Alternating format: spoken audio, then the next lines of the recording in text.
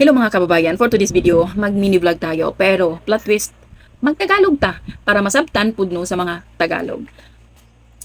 Mayroon lang ako kasing napansin dito sa nangyari ngayon sa pagkamatay ni Bubit, Baterbunia, na grabe ang mga politikong kung gaano sila kaingay sa nangyari noon sa kay Kian de los Santos na grabe, nananawagan ng hustisya, ang iingay nila kasi nga daw hustisya para kay Kian de los Santos dahil biktima ng EJK.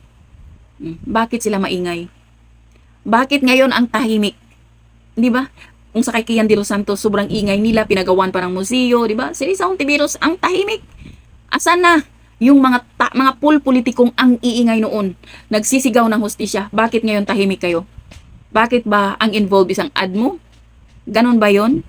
Or dahil ba isang Rene na taga-probinsya kaya wala kayong pakialam?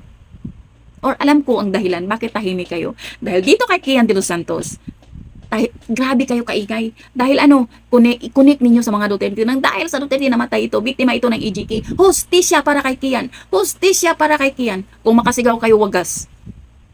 Pero dito sa kay Rene, tahimik kayo. Bakit? Dahil hindi nyo mag-connect ang pagkamatay ni Bobet sa mga Duterte. Dahil sa kay Kian is talagang siraan nyo ang mga Duterte dahil sa Duterte, mga mamamatay tao. Tingnan nyo ang nangyari kay Kian de los Santos. Kaya kailangan natin pagawaan ng museo para makita. Kailangan natin na magbigay ng halaga. Buisit kayo. O bakit ngayon dito kay Rene? Bakit ang tahimik nyo? Hindi nyo magawa magsabing hustisya para kay Rene. Dahil ang nangyari kay Rene na lunod ang involved isang ADMO, takot? Takot kayo? Or talaga lang ayaw nyong makialam?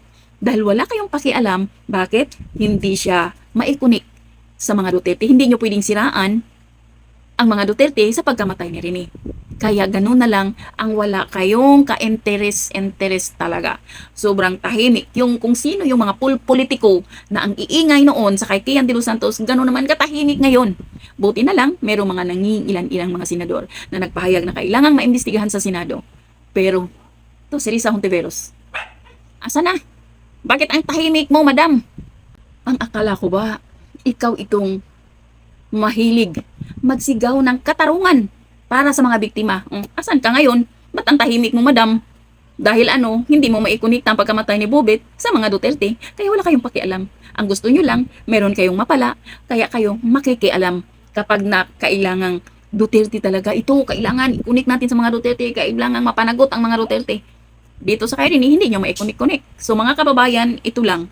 Tandaan natin itong mga politiko, sa 2028. Huwag nating kalimutan lahat ng politikong tatakbo sa 2028.